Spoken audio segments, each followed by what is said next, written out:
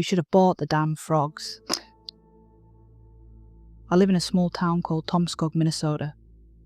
It ain't a big town, but it is what I've learned to call home. Just south of Fergus Falls, just north of St. Gall.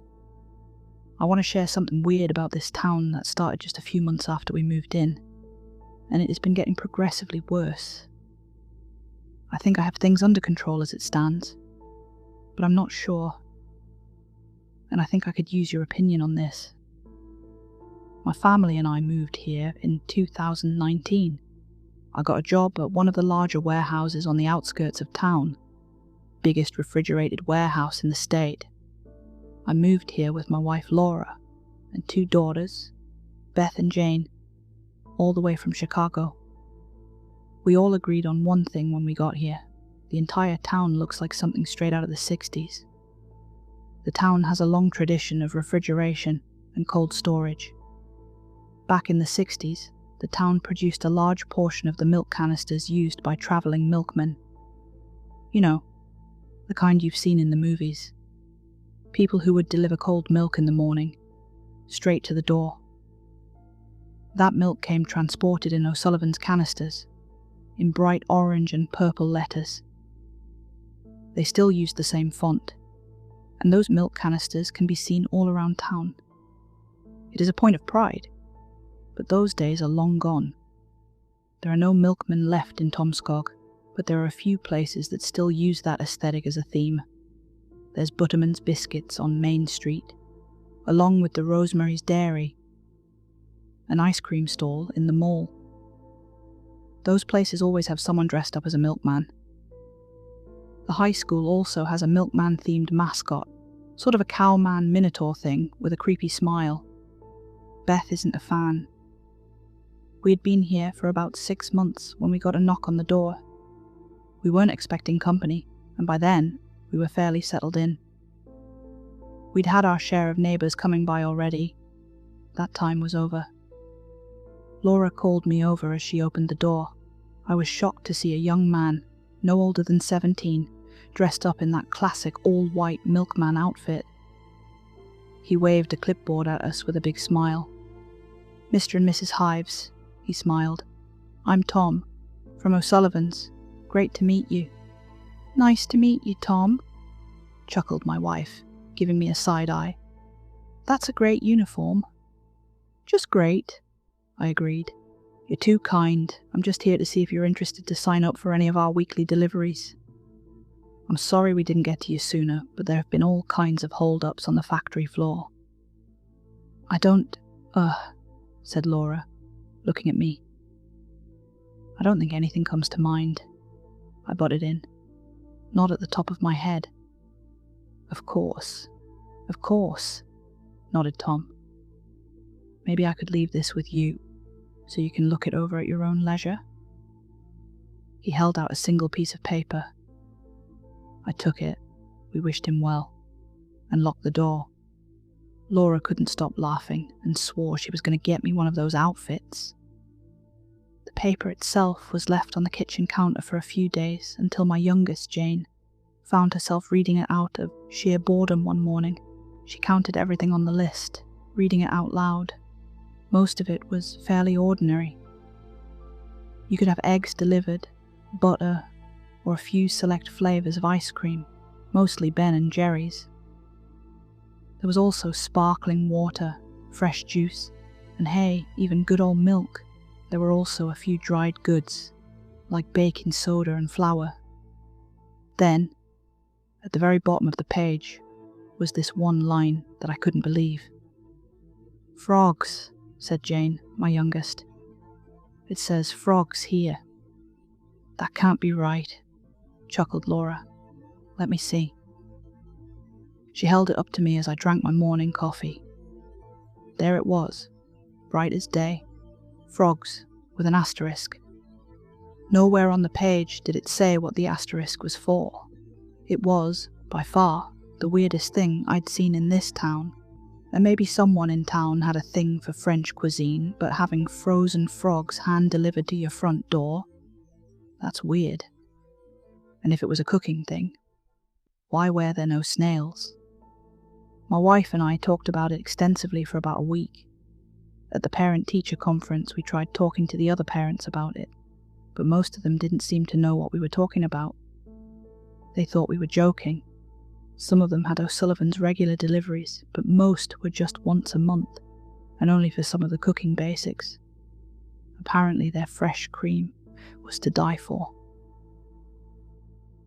I called up the O'Sullivans the following Monday. It only took a single ring before someone answered. Not a machine either. A real person. We exchanged pleasantries, and I explained that I'd gotten a sign-up sheet from Tom, and they were delighted to have me call back. It was all very pleasant until I brought up the frogs and the asterisk. "Oh, you got one of the houses out by the lake?" "Not really by the lake, more in the vicinity of it. That's why it is there, just in case you need some frogs, unless you have your own." "Why would I need frogs? Could you please explain in clear terms why?" "Sir, I'm sorry, but I need you to lower your voice." I'm not proud to say I didn't. The conversation turned sour, and I was close to flinging my phone across the room. Laura calmed me down. She told me she'd talked to the realtor about it, and they'd assured me that while there was a lake nearby, there were no reports of troublesome frogs in the area. For all intents and purposes, it all seemed like a mistake. As autumn turned to winter, we forgot about the whole thing. It wasn't until spring that we got another visit from Tom, and this time we weren't home. He left another sign-up sheet on our front door, and I tore it to shreds. Laura thought I was overreacting. Tomskog is beautiful in the winter, but the snow can be a real problem. A lot of the driveways go slightly uphill, so even a tiny bit of ice can keep you from getting to work on time. You might think people don't need as much refrigeration in the winter, but you'd be wrong. Sure, you might not want ice cream delivered to your front door, but there are still goods that needs to be transported across the country, especially during the holidays. I was working overtime most of December and didn't even give myself the time to worry about the delivery boy from O'Sullivan's. I was too busy with everyday life, getting the kids to school, pushing my car out of the driveway, getting a babysitter once every other week for a night out. The usual. But winter turns to spring, and things changed. I was getting water for my morning coffee when I noticed the pipes rumbling. It sounded like a blockage. As I was about to smack it, something came flying out of the pipe, something small and black, straight into the garbage disposal. The water flowed just fine afterwards, but I couldn't help but worry. I figured the pipes were just old. Of course, it wasn't that simple. Over the coming weeks, we started to notice things around the house and yard. The grass outside was slowly turning brown, and the gravelled path from the house to the driveway was turning into mud. I started waking up to the smell of wet wood drifting in through our bedroom window, and my daughters would come in at night, complaining about mosquitoes. It all escalated to the point where I woke up one night from a mosquito bite on my nose. I went into the kitchen to grab a glass of juice and calm my nerves when I suddenly slipped, full-on 90-degree flip, landing on my back staring at the ceiling. I checked my foot, only to see it covered in blood. I'd stepped on a frog. I'd squished it and flung the remains straight across the floor like a banana peel. The thing still twitched as my wife threw it out. I had to shower for a solid 40 minutes before I felt even remotely clean again. Over the following days, it just got worse. I would awaken in the middle of the night by the sound of croaking. It was always somewhere nearby. I could hear something wet slapping against our wooden floors. Sometimes I'd hear something bumping against the furniture, or even the bedposts. I started doing frog checks before going to bed. I rarely found more than one, maybe two, but as soon as the lights were out, we could hear them, croaking, slapping around. It all came to a head one night when Beth, our oldest daughter, came screaming into our bedroom. "There's someone in the house! There's someone in the..." I was up in a heartbeat. Laura got the phone and started calling the police. Jane crawled into bed as I loaded up my Beretta. "Jane!" I yelled. "Jane, get in here!" There was no response. I gave Laura a look and ran out into the hallway, still in my underwear. I could see through the main hallway all the way to the front door. It was all dark. The lights were still off. The half moon illuminated a small silhouette in the doorway. A child, but not Jane. That, and 1,000 glaring eyes along the floor. Someone was screaming outside, "Jane!" I took one step and felt a frog crushed under my foot. I could feel their grabby hands twitch between my toes as I struggled to stay up. Just as I tried calling out for my daughter, I lost my footing and fell face first into the floor. Frogs, everywhere. They were getting in my hair, pushing against my ears, trying to force themselves onto me. They pushed against my lips, my nose, my eyes, biting with toothless mouths. I got back up and threw them off of me, only to see that the silhouette in the doorway was gone. I wiped the frog gunk off of my face and ran outside, squishing frogs with every step. I could feel them nipping at my leg hairs. It was freezing outside, and the mud was deeper than usual. The croaking outside was deafening. Small, tiny croaks. Big, bawling croaks. Croaks that seemed to stretch on forever, like screams. Out of the cacophony of sounds, I managed to pinpoint my daughter. Gun in hand, I ran straight into the woods. By now my heart was pounding so loud that I couldn't even hear the croaking. I had only walked that same trail a few times prior. I knew where it was leading me. I should have known. I ran for at least 10 minutes, using only moonlight to guide me. I screamed myself hoarse trying to find Jane, and every now and then I could hear her in the distance.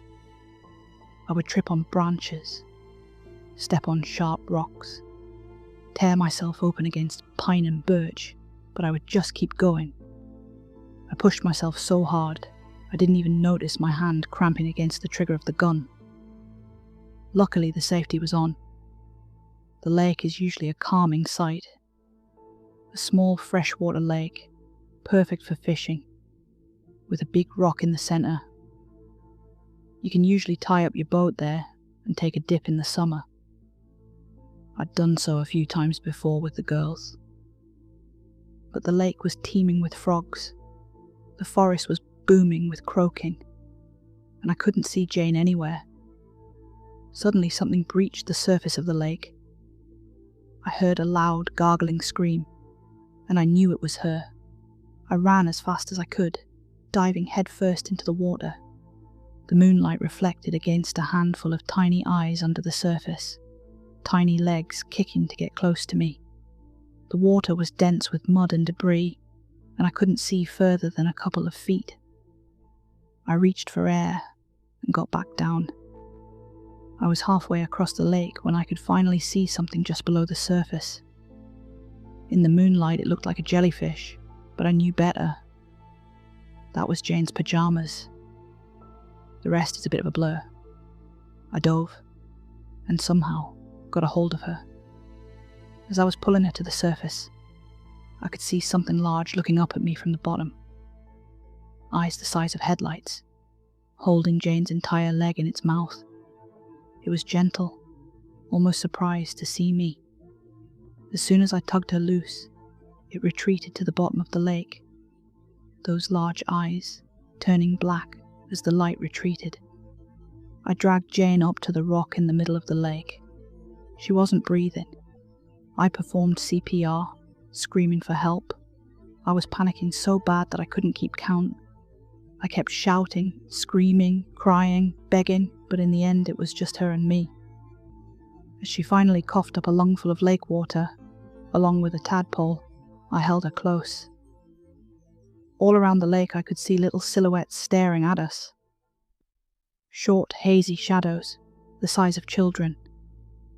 They were croaking. We didn't tell the entire story to the police. There was no way they would have believed us. Instead, they figured it had been a case of night fright, and that Jane had gotten lost in the woods. We just let them believe what they wanted. We called Tom from O'Sullivan's back. He came the very next day, all dressed up in white. We asked if he would recommend us ordering the frogs. "Once is enough," he smiled. "Most of the old folks who live by the lake knows to keep a frog or two in the house." "How come?" I asked. "If there are already frogs in the house, there's no need for any more frogs to come in." He nodded, tapping his forehead. "So, they stay away. So we get frozen frogs, and then we're good. They're just hibernating. Just go ahead and put them somewhere real nice, and I'm sure it'll all be just fine." I signed us up for a single delivery of 4 frogs. Tom seemed pleased. As he was about to leave, I stopped him. "I gotta ask, are we the only ones in town who need this?" Tom looked past me, locking eyes with my youngest daughter. "For a few more years, Mr. Hives. Unless you want to take your chances." We got 4 frogs delivered.